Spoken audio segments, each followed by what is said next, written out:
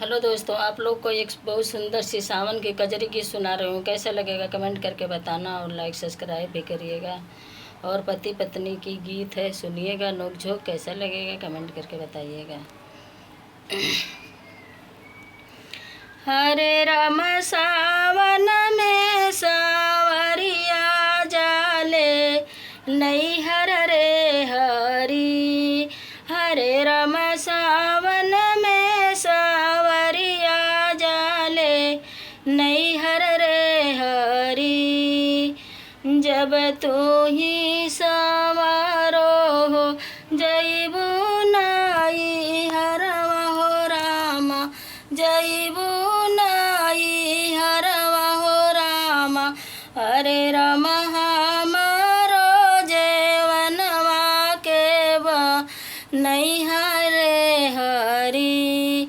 हरे राम हमारो जेवनवा के बा नैहर रे हरी।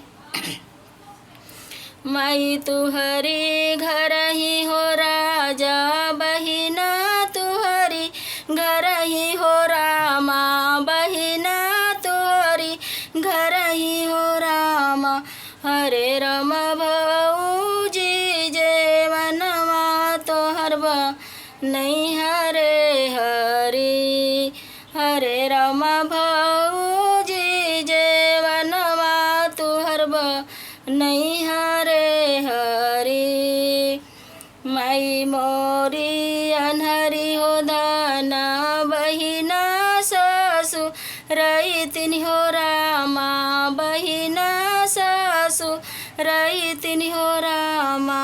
हरे राम भौजी हमी भैया कही दू लारी रे हरी।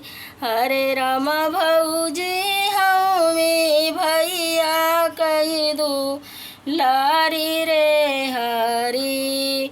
हरे राम सावन में सावरिया जाली नैहर रे हरी।